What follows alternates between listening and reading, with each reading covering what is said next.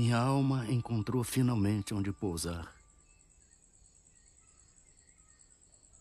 Tendo deixado os espaços agitados pelo vendaval da descrença, da dúvida, do ceticismo, que devasta, que esteriliza, que calcina, se assim me posso exprimir, recordando as torturas de quem sente a necessidade de crer, mas não encontra onde assentar sua crença. E não encontrava onde assentar minha crença, porque o ensino de Jesus, que uma força intrínseca, uma disposição psíquica me levaram a procurar, como o nauta perdido na vastidão dos mares, procura o norte.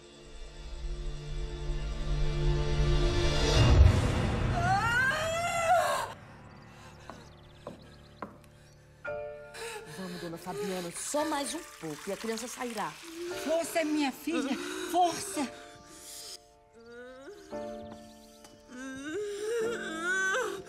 Agora, só mais um pouco, a senhora está conseguindo.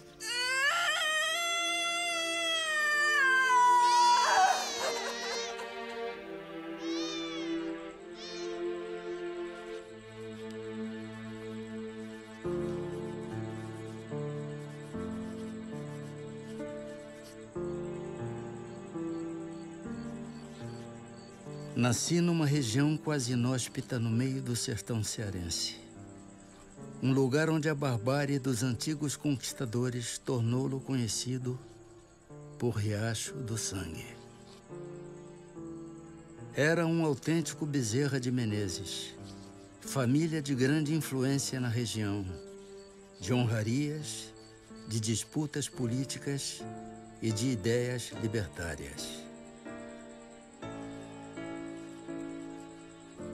Era filho de Antônio Bezerra de Menezes, capitão das antigas milícias e tenente-coronel da Guarda Nacional. Salve, doutor Antônio Bezerra. Salve, seu Altino. O que traz a estas bandas? São mantimentos e muitas encomendas também. Viagem longa, né, seu Altino? E cansativa. É um salve, viu? De lascar. Ainda muito jovem, não entendia o respeito que meu pai causava nas pessoas. Não era incomum a visita de tropas procurando rancho nas paragens de meu pai. Era costume patriarcal dos sertanejos permitir ao viajante com cama e mesa e provisões para a viagem.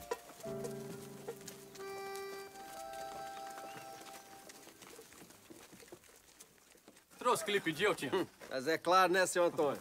Ó, o menino Adolfo vai gostar disso. Muito bom. Adolfo, meu filho, corra! Corra, tem uma surpresa pra você.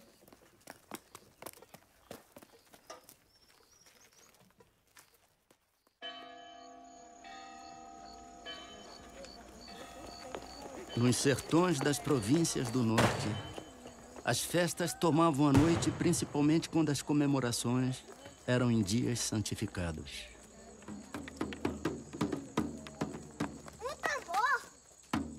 Nasci e criei-me no seio de uma família tradicionalmente católica.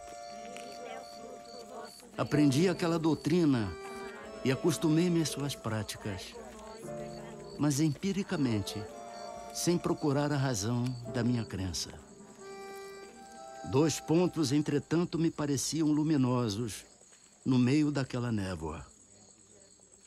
Eram a existência da alma, responsável por suas obras, e a Deus, Criador da alma e de tudo o que existe.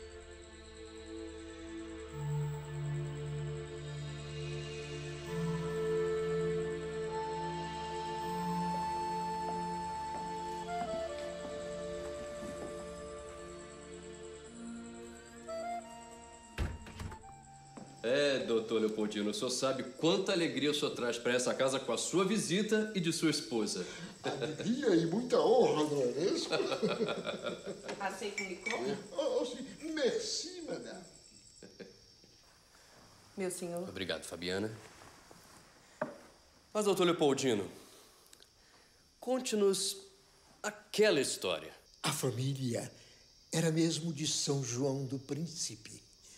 Uma família, sobretudo religiosa, que não se deitava antes de rezar o terço e não se levantava sem cantar o ofício de Nossa Senhora.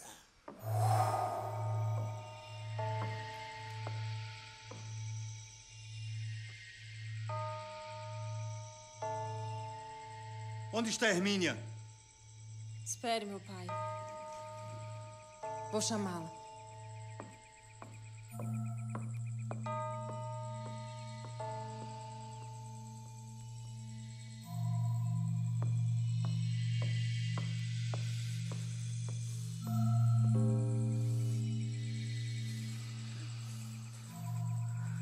Hermínia, minha irmã. Vamos. Está na hora do terço. Nosso pai já chama. Ninguém me diz o que fazer. Que o terço espere nas profundezas do inferno. Sai daqui! Surpreendidos, os pais, principalmente por não ter acudido ao seu chamado, ela, que era dócil e obediente, mandaram-lhe dizer novamente que só estavam esperando por ela. A resposta foi que podiam esperar quando quisessem, que ela não estava disposta a concorrer com ridículas práticas.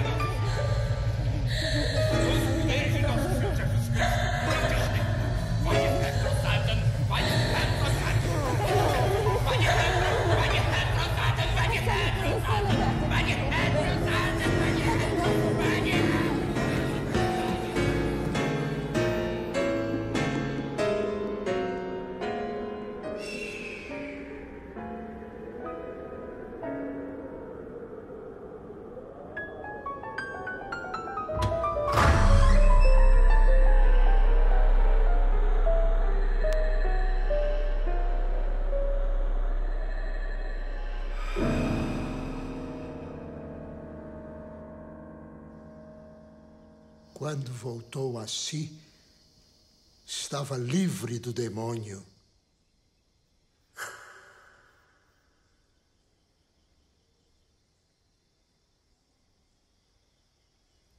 Aquele relato do velho contador de histórias seria o meu primeiro contato com o universo além da matéria.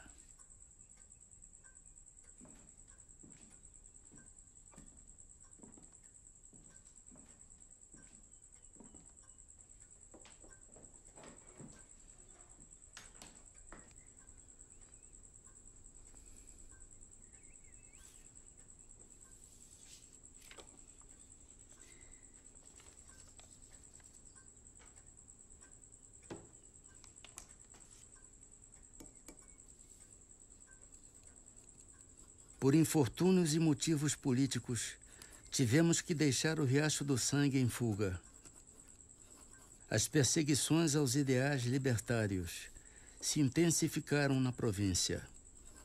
Um aliado político e parente, Major Facundo, fora assassinado e meu pai corria risco de vida.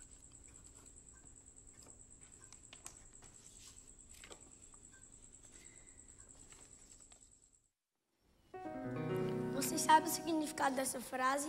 Não. Medici sarat natura curat. O médico trata, a natureza cura. Vamos repetir.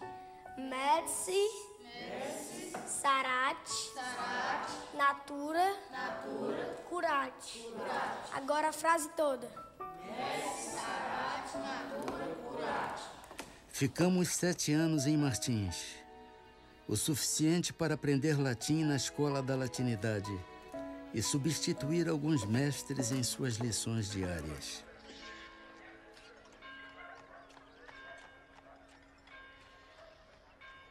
Retornamos ao Ceará após arrefecer os ânimos.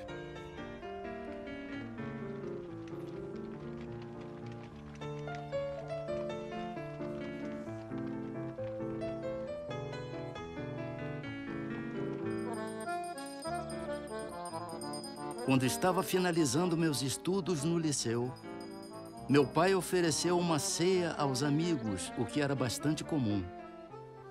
Mas aquela tinha um sabor diferente. Senhores, meu filho em breve irá deixar-nos para concluir os seus estudos superiores no Rio de Janeiro.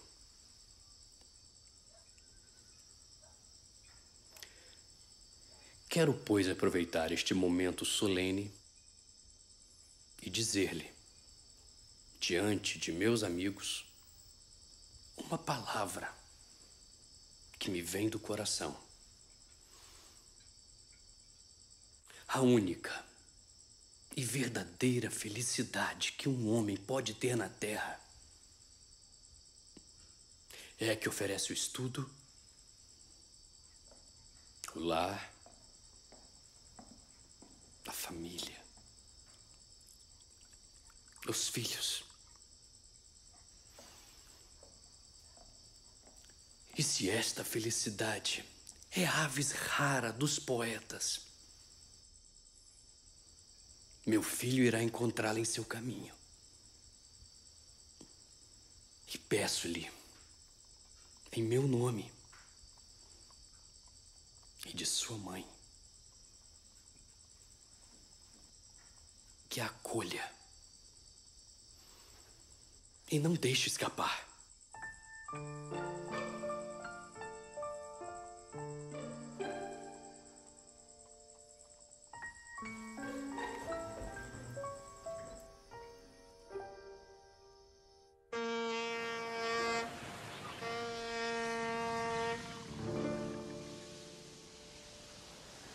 Alguns dias de viagem, fui despertado do sono letárgico em que estava mergulhado.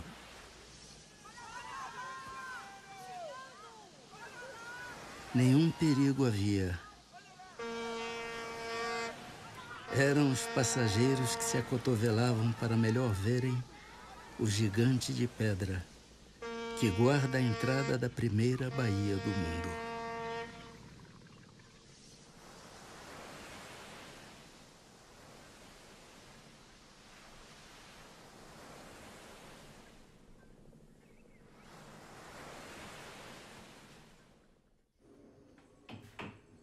Era um jovem estudante de medicina e de pronto já me abatia o desafio de custear-me.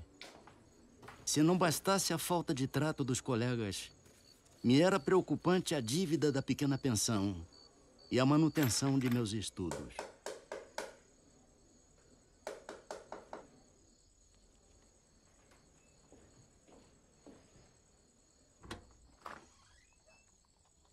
Senhor, o que deseja?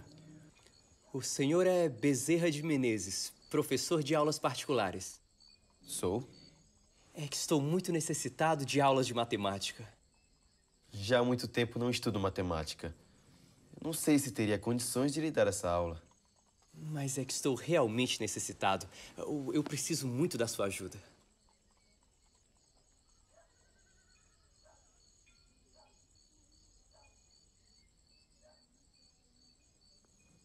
Está bem. Mas eu preciso de um tempo. Uma semana, talvez. Para que possa estudar. Preparar-me para dar essa aula. Acordado, acordado. Aqui está o seu pagamento. Por favor, não. Pague-me só depois.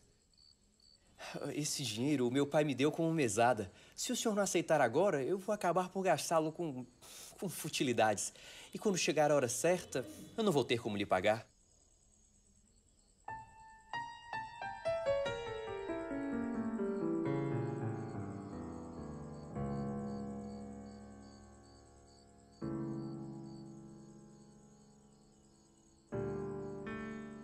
Está bem.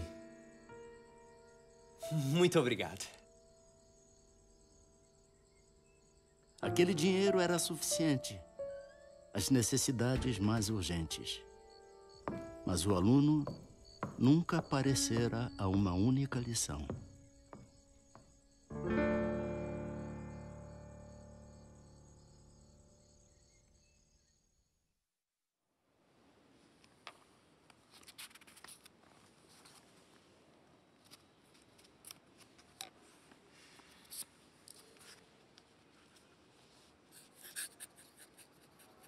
Os desafios de sobreviver em terras distantes já anunciavam o exercício da tolerância frente aos preconceitos de meus colegas na Academia Imperial de Medicina.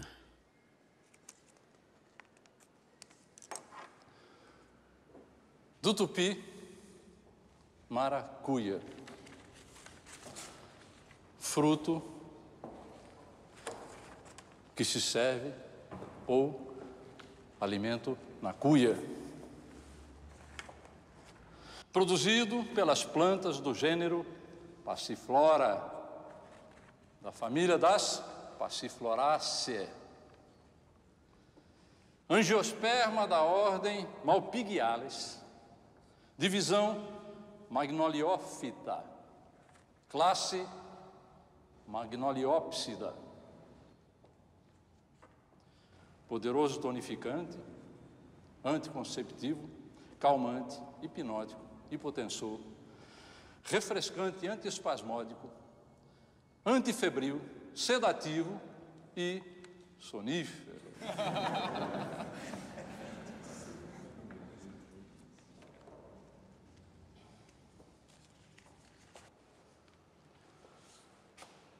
Meu jovem Adolfo, o senhor tem certeza de que a autoria desse documento lhe pertence? Certamente, professor. Então, diante de tão magnífico trabalho, o senhor não refutaria um exame oral? Dê certo que não, professor.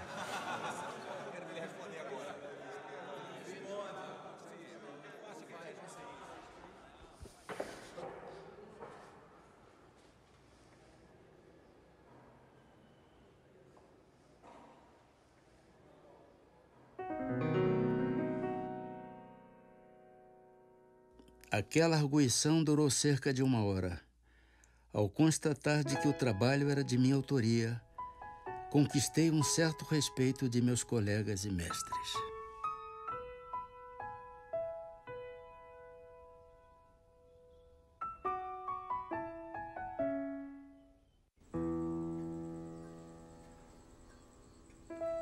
Tive a conclusão de meus estudos com uma tese sobre cancro, onde a defendi na presença do imperador.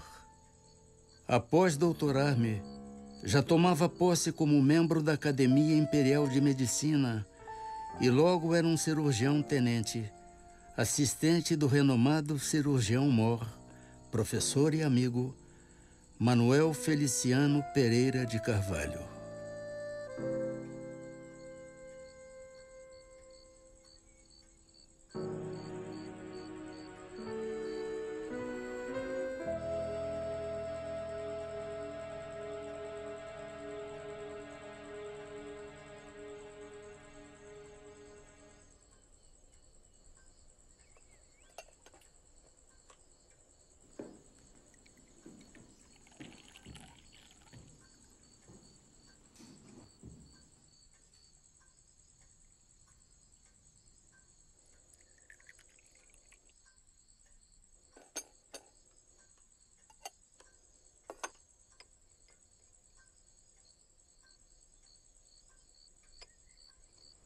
Maria Cândida.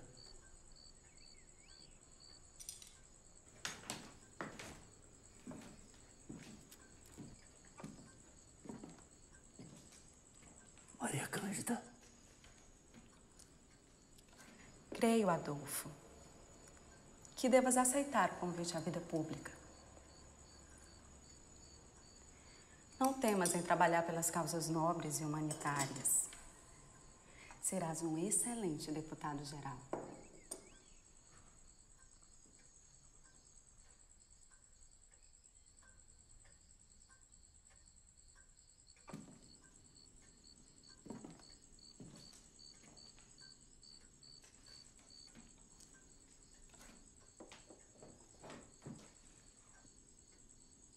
Maria Cândida me motivava entre 2 paixões, a medicina e a política. Senhor presidente, o projeto 15 de julho, da autoria do nobre deputado Rodolfo Dantas, é um avanço abolicionista. Fixa a idade limite da escravidão em 60 anos. As reações adversas ao projeto são os abusos praticados pelos abolicionistas. Senhor presidente, peço licença para uma intervenção.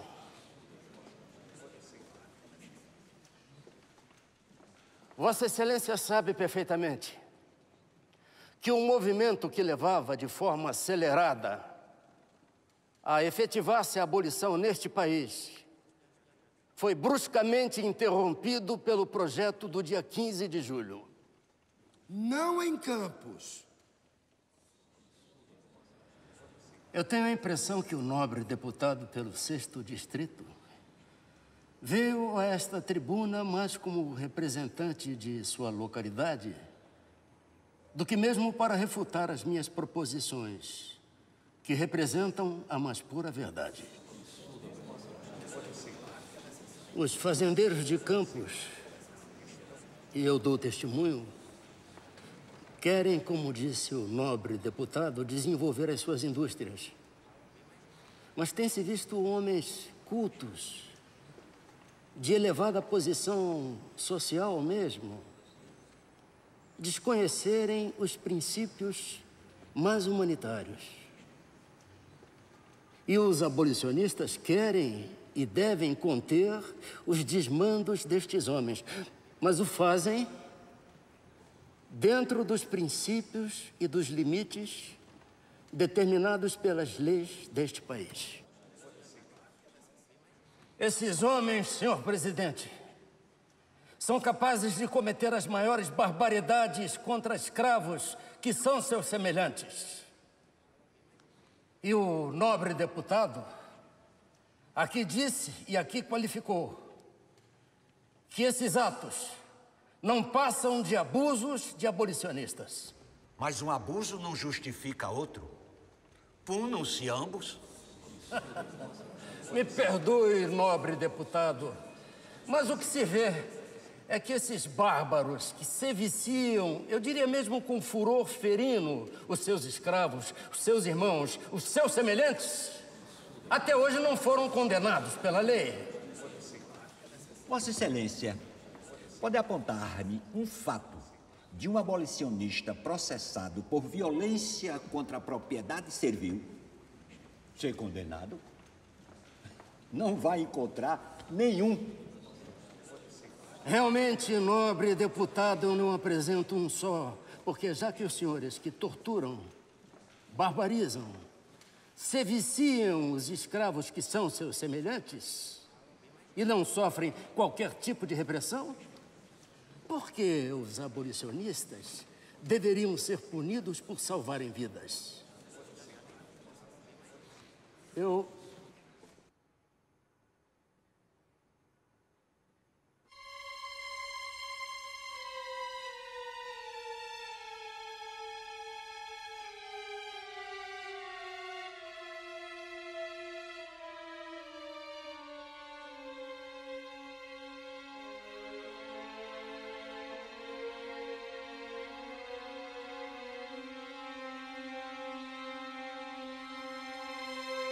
A política, como eu compreendo, não é uma especulação dos homens, é uma religião. A religião da pátria, tão sagrada e obrigatória como o culto das verdades eternas que constitui a religião de Deus.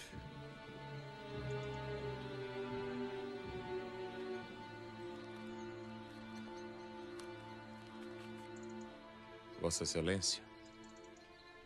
Vossa Excelência?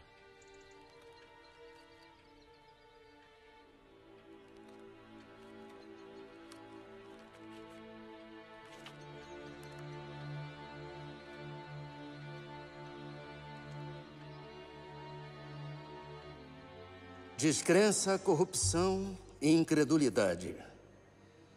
Eis, pois, senhores, o sumário de todos os sintomas que oferece o país, sobre o tríplice ponto de vista por onde o consideramos. E quem, depois disso, ainda tão cego, que não divise nos horizontes da pátria a nuvem negra da tempestade. A pátria está principalmente em perigo quando princípios tão perniciosos como esses que apontei se insinuam por todo o corpo social, pois eles corrompem-lhe o sangue, gangrenam-lhe todo o organismo e tiram-lhe toda a força de coesão necessária para resistir à exploração produzida pelo choque de interesses sórdidos que tais princípios promovem com ampla generosidade.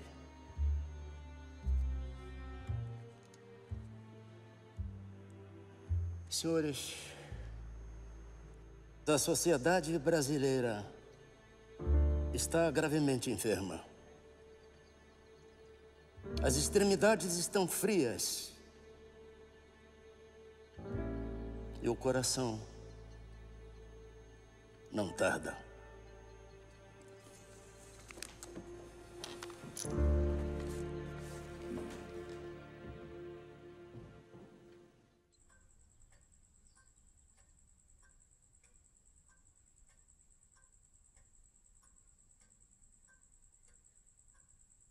Abandonava a religião da pátria para dedicar-me à medicina.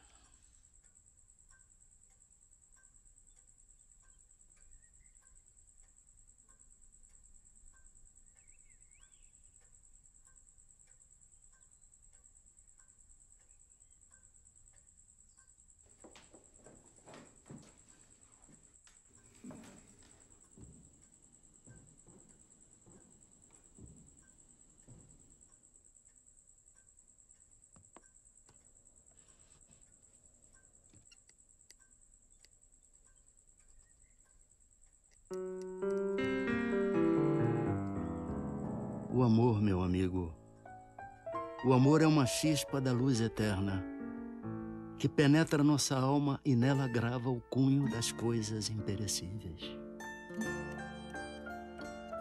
Pode o que amou não ter possuído a pessoa amada e por exigência da natureza afeiçoar-se a outra. Amor, porém, nunca mais sentirá. Se de fato amou da primeira vez, se não tomou por amor um sentimento transitório.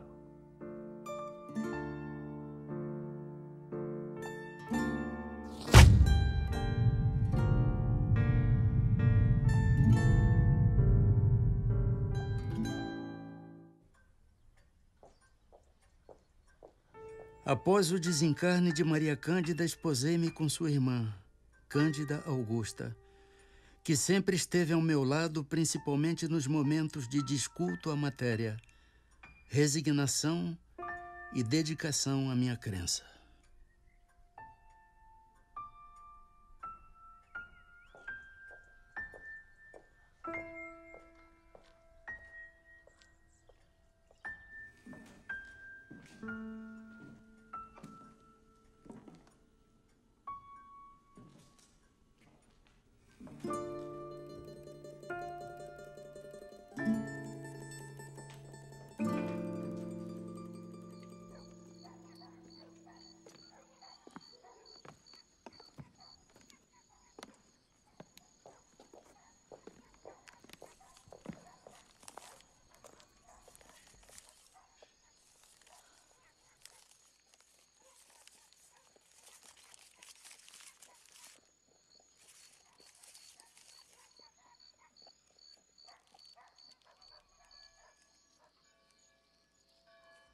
Era um presente de um colega. Ainda não sabia o motivo ao certo. Deu-mo na cidade e eu morava na Tijuca a 1 hora de viagem de bonde.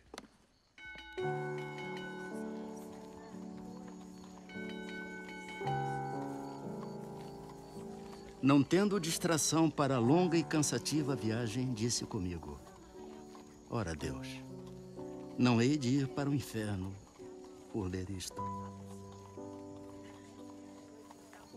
Abri o livro e prendi-me a ele como acontecera com a Bíblia.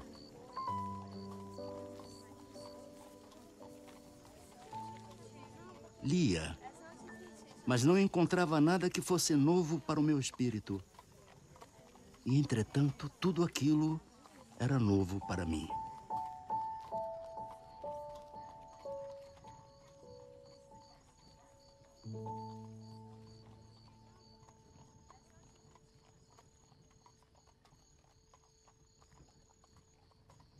Se não bastasse a afinidade com o livro dos espíritos, a experiência com o médium João Gonçalves foi a certeza de meu desígnio. A crise de dispepsia que me abatia há 5 anos de tratamentos alopáticos fez com que aceitasse, ainda que desconfiado, a orientação do meu amigo Mário Lacerda. Fora Mário o encarregado à primeira consulta mediúnica.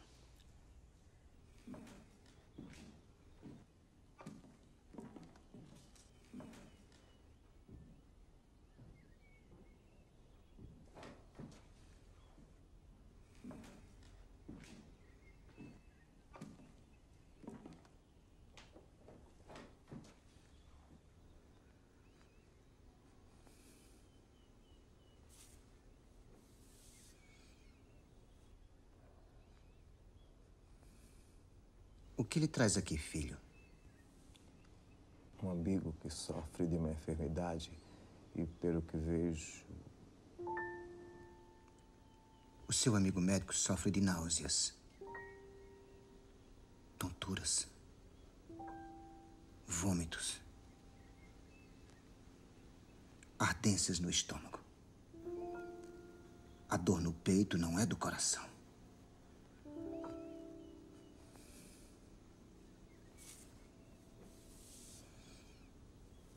Entregue este remédio. Peça-lhe para diluí-lo em água.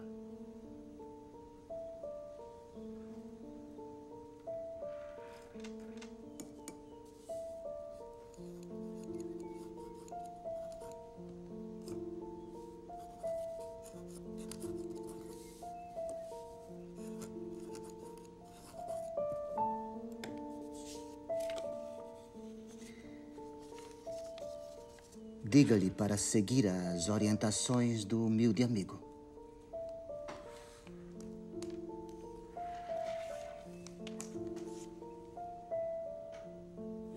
Nada me impressionou ver um homem sem conhecimentos científicos e até sem instrução regular discorrer com proficiência anatômica e fisiológica sem claudicar, como bem poucos médicos o podem fazer.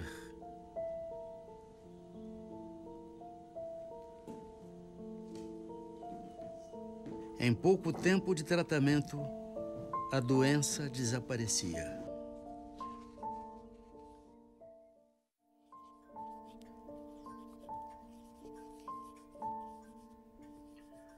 Recordo-me o que seria um dia decisivo.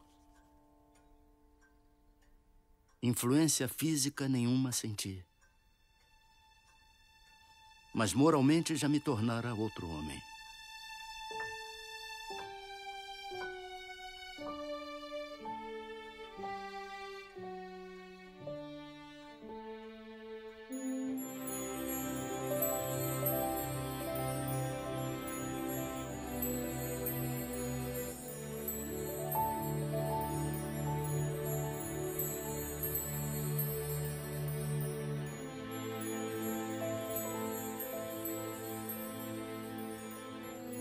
Senhor, o salão da guarda velha já está pronto. Os assentos estão todos ocupados. Os convidados o esperam. Por favor, me acompanhe.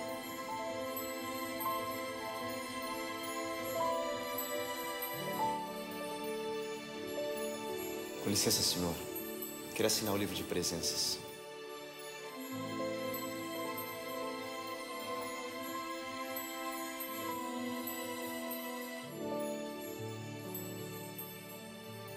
Que os bons espíritos o acompanhem, Senhor.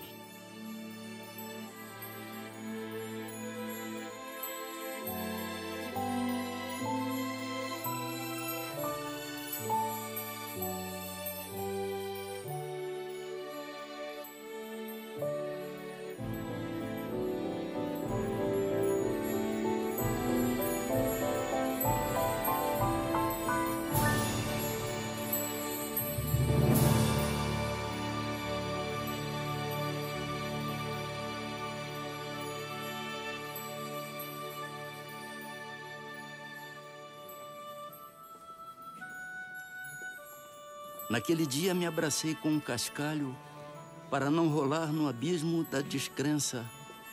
E como aquela mão me impeliu para ele, quebrou a meus olhos e me fez patente o brilhante nele contido.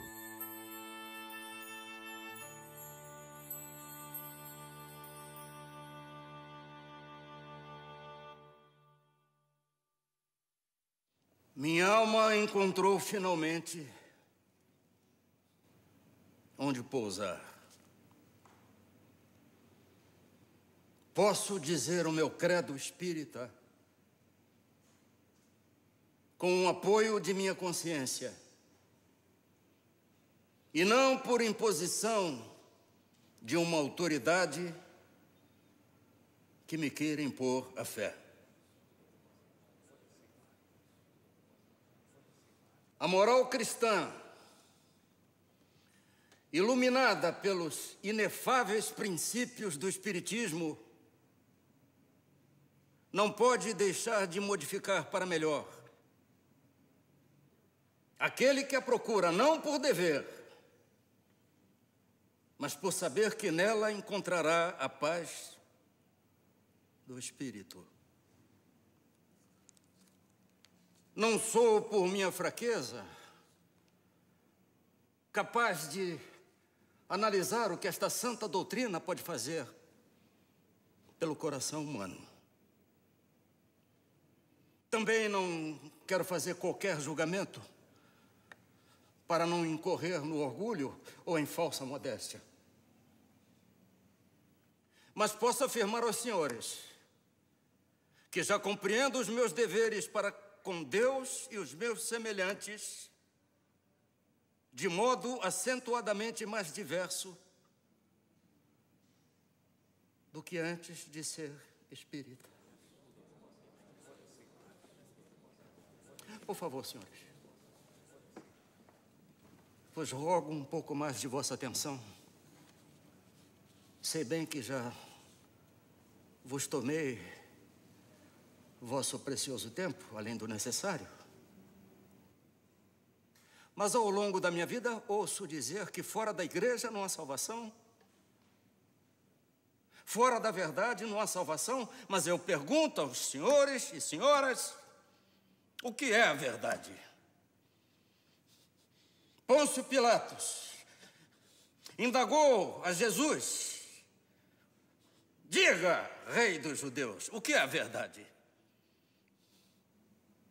E o mestre, humilde e silenciosamente, abaixou a cabeça. E o Espiritismo? O Espiritismo não pede, não afirma que fora do Espiritismo não há salvação. Ele diz humildemente que fora da caridade não há salvação. Obrigado. Bravo, bravíssimo! Muito bom!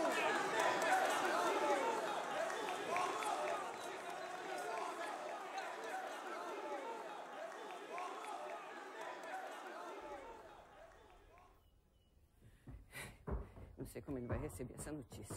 Preocupado com o coração dele.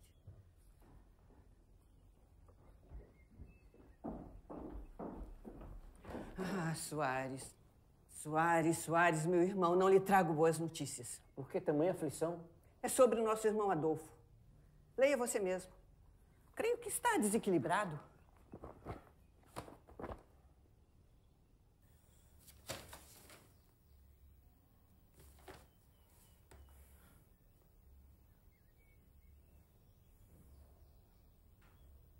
Está louco? Por que cometer tal pecado em público?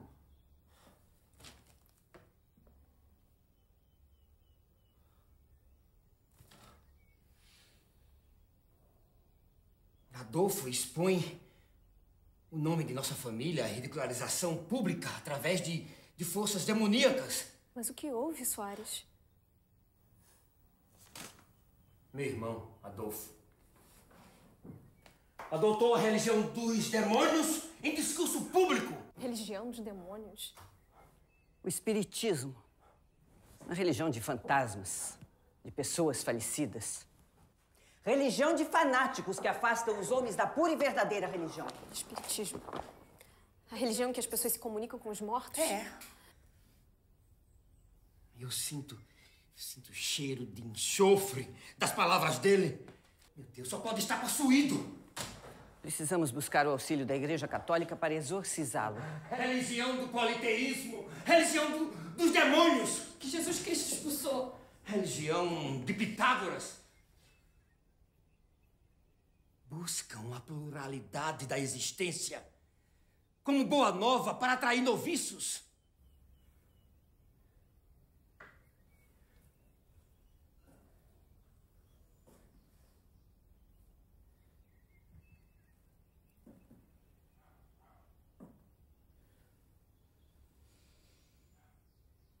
Como tiveste coragem, meu querido irmão? Como?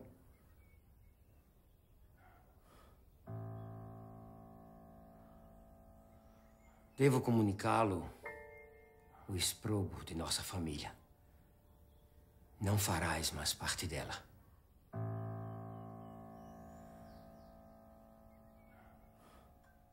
Devo dizer-lhe, estimado irmão, que colocaste o nome de nossa família à execração pública. Estás sob influência de Satanás. Não creis mais em Deus Pai Todo-Poderoso, Criador do céu e da terra, na Santíssima Trindade, na comunhão dos santos, na ressurreição da carne, na vida eterna, no Santo Papa, na Igreja Católica Apostólica Romana.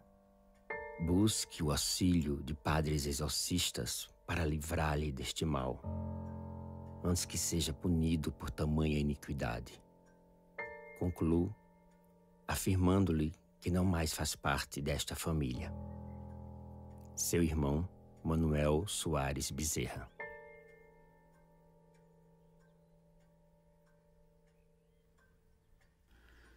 Dentre as reações adversas à minha escolha ao espiritismo, aquela me atingira profundamente a alma.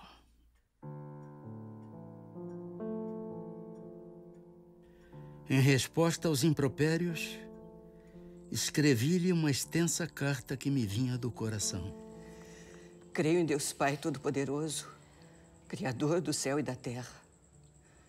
Creio em Jesus Cristo, seu dileto Filho, nosso Senhor e Redentor. Creio que a Igreja foi instituída por Ele para ensinar sua santa doutrina e que é assistida pelo Espírito Santo nesse santíssimo mistério. Creio na comunhão dos santos, na ressurreição da carne, na vida eterna. Não creio na lenda dos anjos decaídos, porque crer nisso valeria por negar a onipotência e a onisciência do Senhor. Não creio que o mal possa vencer o bem, eternizando-se como este no reino de Satanás. Não creio que o espírito criado pelo Senhor possa fazer-lhe frente, resistir-lhe e destruir-lhe os planos, e nem que o Senhor permita isso, servindo-se do rebelde para castigar o rebelde. Porque, nesse caso, Deus não criou o homem para o bem e para a felicidade. Não creio nas penas eternas, porque Deus é Pai. Não creio na infalibilidade do Papa, porque assim teríamos um Deus no céu e outro na terra. E a comunhão dos santos significa para mim a comunhão dos espíritos. Eis o meu credo e digo-lhe que tenho fé viva e esperançosa. Esperança firme de subir com Ele à sociedade de Deus na eternidade. Pouco nos resta de vida, a mim e a você. Pouco nos falta para nos encontrarmos onde, livres da obsessão da carne, possamos conhecer se tem ou não razão. Paz e amor em Jesus Cristo, nosso Senhor. Seu irmão, Adolfo.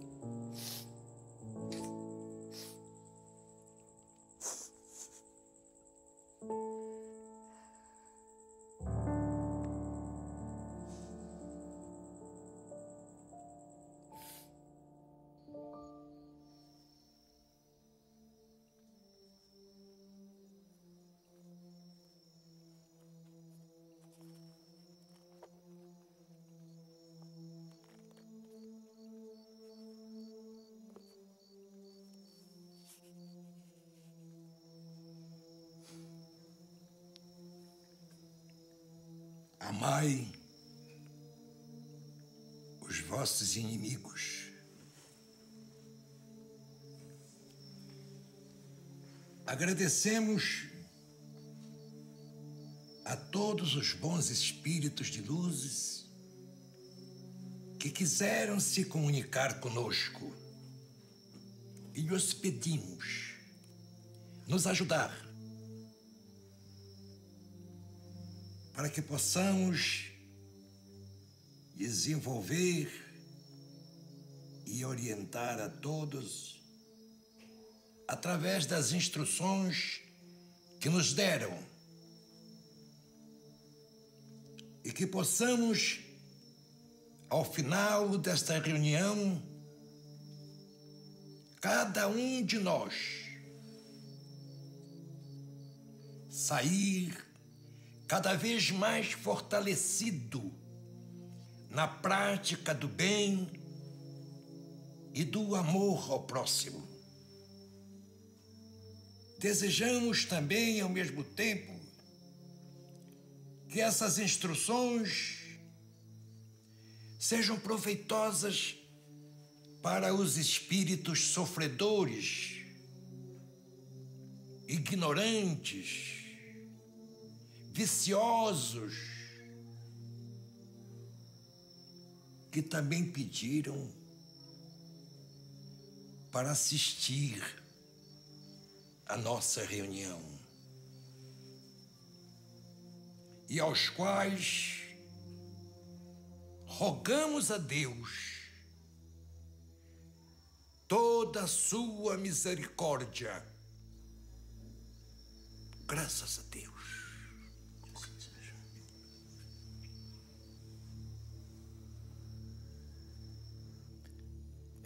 Peço licença para uma breve intervenção, se possível.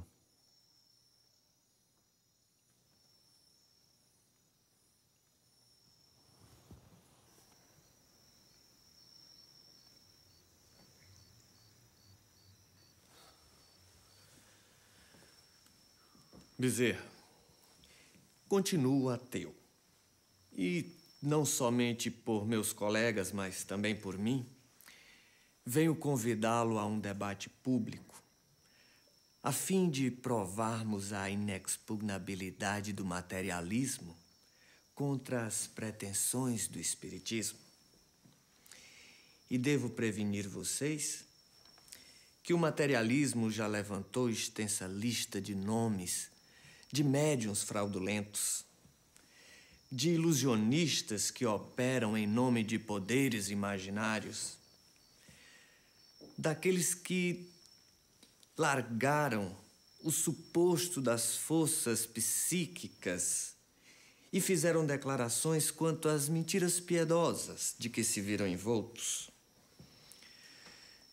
dos chamados sensitivos, que reconheceram seus enganos e desertaram das fileiras espíritas. E, juntamente com esta relação, apresentaremos outro rol de nomes que o materialismo também levantou. Nomes dos experimentadores que provaram a inexistência da comunicação com os mortos, de sábios que não puderam verificar as factícias ocorrências da mediunidade, de observadores desencantados de qualquer testemunho de sobrevivência, de estudiosos ludibriados por vasta súcia de espertalhões. Esperamos que você e os espíritos aceitem o repto.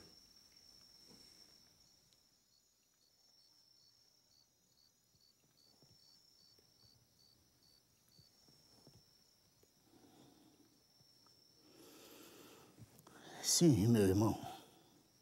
Se é que posso chamá-lo, meu irmão. Aceitamos o desafio, desde que o irmão traga para o debate um infortunado que o materialismo tenha soerguido moralmente no mundo. Um malfeitor a quem a dignidade humana tenha sido devolvida?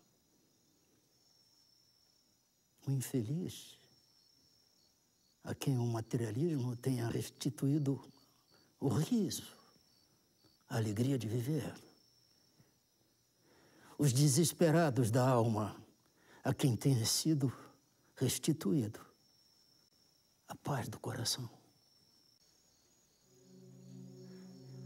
E aqueles que sem rumo, sem bússola na vida, que foram arrancados das portas do inferno pelo materialismo. Acontece isso, irmão. E aqueles nossos mais queridos irmãos, cuja morte arrebatou seus seres mais queridos, e que, enregelados na dor, será que o materialismo acenou para eles com a esperança? E as viúvas, órfãos, será que o materialismo apontou para eles a esperança também? Para que não desfalecessem de dor, de desespero ante as cinzas do túmulo? Aquele que não perdoa foi ensinado pelo materialismo a perdoar? E os nossos semelhantes, que vieram do berço cegos, mudos, paralíticos, deformados, será que o materialismo ensinou a eles a serenidade, a resignação, para que enfrentassem com paciência, com compreensão, com justiça, o quinhão de lágrimas que a eles a vida reservou? Ah, amigo, se você conhecesse a lei de causa e efeito, a lei de reencarnação, e eu lhe pergunto ainda, o suicida, aquele que tem essa ideia fixa na mente, o materialismo teria tirado de sua cabeça este ato que é considerado o crime mais afrontoso ao Criador?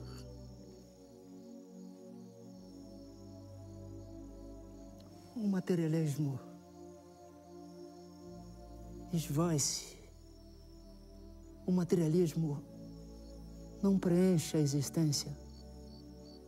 O que fica é um vazio existencial. O que fica é um vazio espiritual.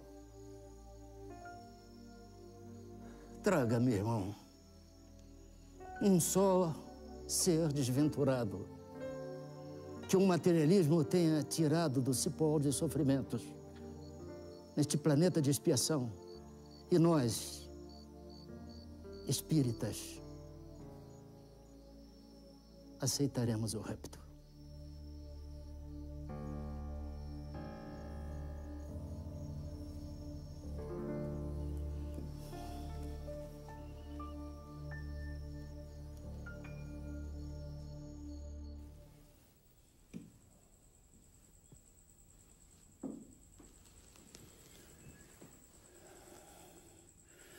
Há quanto tempo o Francisco está com febre? 6 horas. Começou sem nenhum motivo aparente. Muito bem. Eu vou preparar um banho.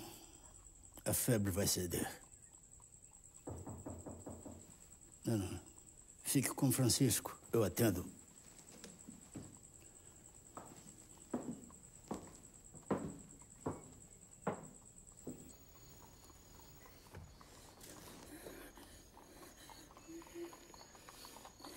O que foi, senhora? O que aconteceu? Senhor, o senhor precisa me ajudar. A minha filha está muito doente em casa. Quando eu cheguei, ela já não tinha mais nenhuma força. O senhor precisa socorrê-la. Eu sei, senhora. Acontece que o meu filho também não... Eu imploro, senhor. Eu tenho medo de perdê-la ainda essa noite. Está bem. A senhora fique calma. Aguarde um segundo. Eu vou pegar meus instrumentos. Calma.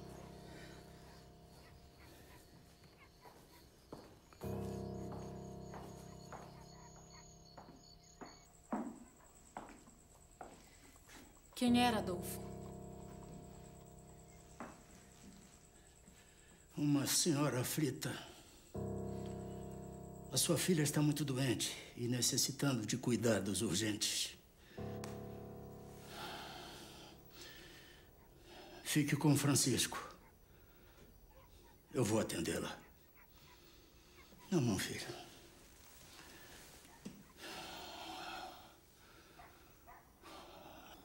Senhor,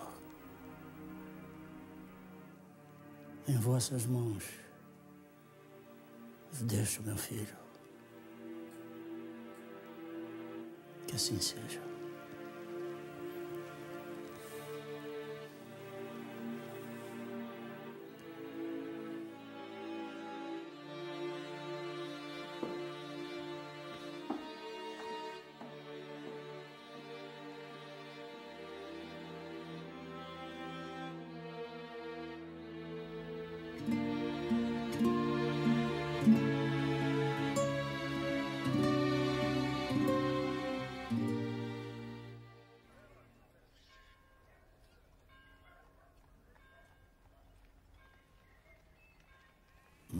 Mais. Bota a linguinha pra fora. Isso.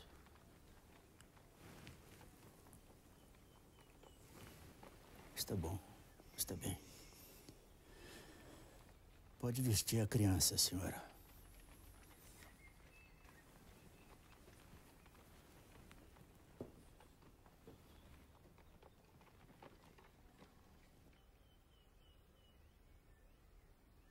Esses são os medicamentos que a senhora deve comprar. O que a sua filha apresenta tem cura.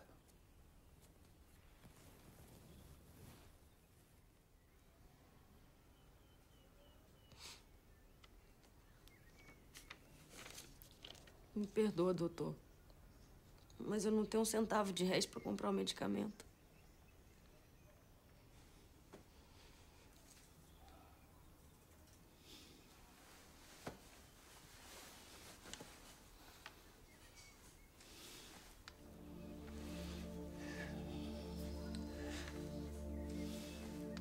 Tome, senhora. Isto lhe será mais útil. Eu não posso aceitar. Não posso. O seu anel de formatura. Ele não terá a menor utilidade para mim, senhora. Se eu não puder exercer o meu ofício em toda a plenitude, por favor.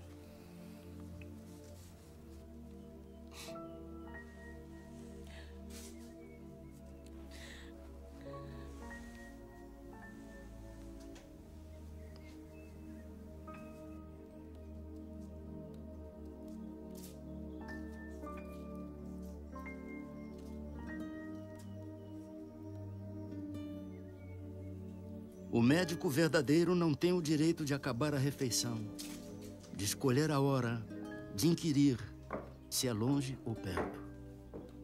O que não atende por estar com visitas, por ter trabalhado muito e achar-se fatigado, ou por ser alta noite, mau caminho ou tempo, ficar longe ou no morro. O que sobretudo pede um carro a quem não tem como pagar a receita, ou quem diz a quem chora à porta que procure outro. Esse não é médico. É negociante de medicina, que trabalha para recolher capital e juros dos gastos da formatura.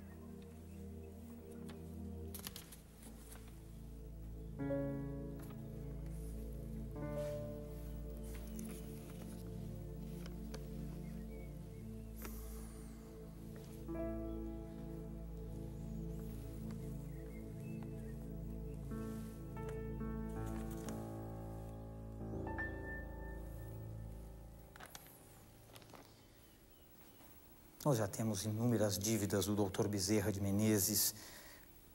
A senhora tem como pagar o medicamento?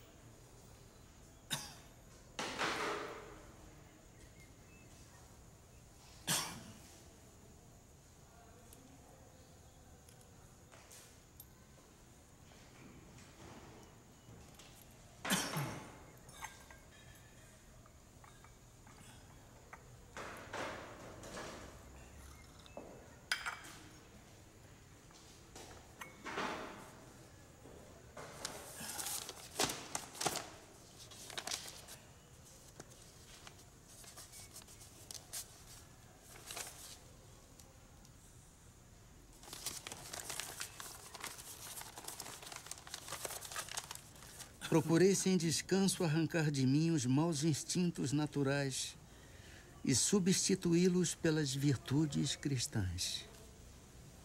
Tendo fé, tenho esperança. E quanto à caridade, procuro tê-la o mais que me é possível.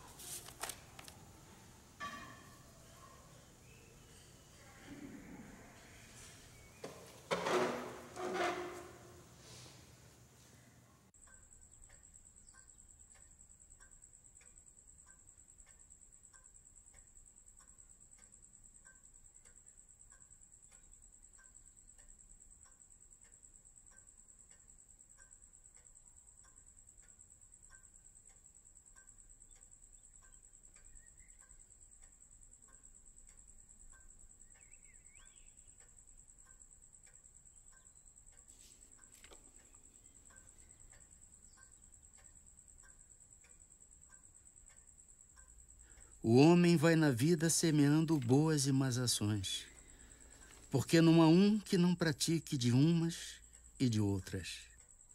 O mais puro espírito tem suas fraquezas. Nenhuma ação da criatura humana é esquecida ou desprezada.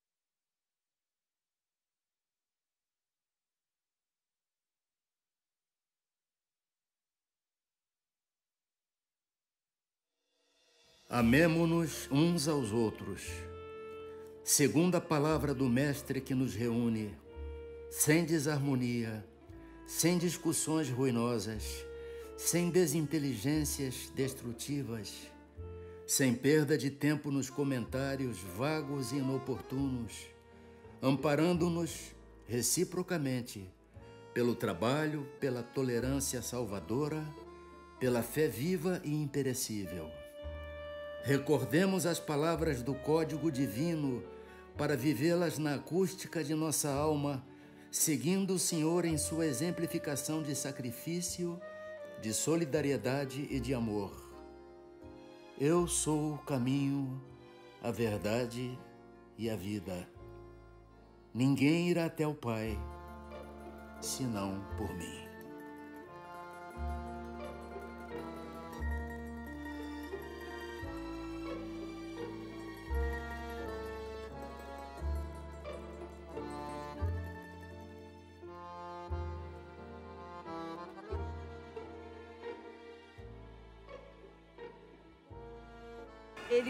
Ele é um espírito que ele coordena todos os médicos do espaço.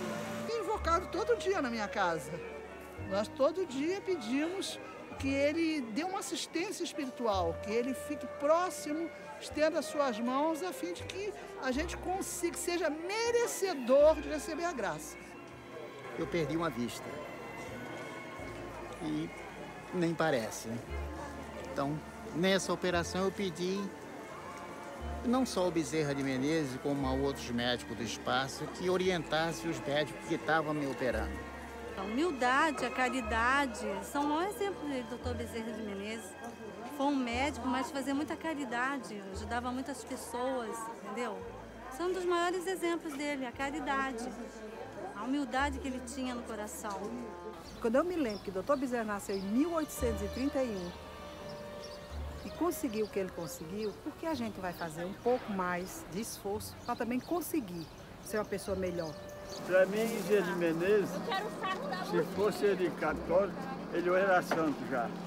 Como era espírita, ele é um trabalhador do Cristo em benefício das pessoas carentes, em benefício de todos nós. Bezerra de Menezes é uma luz.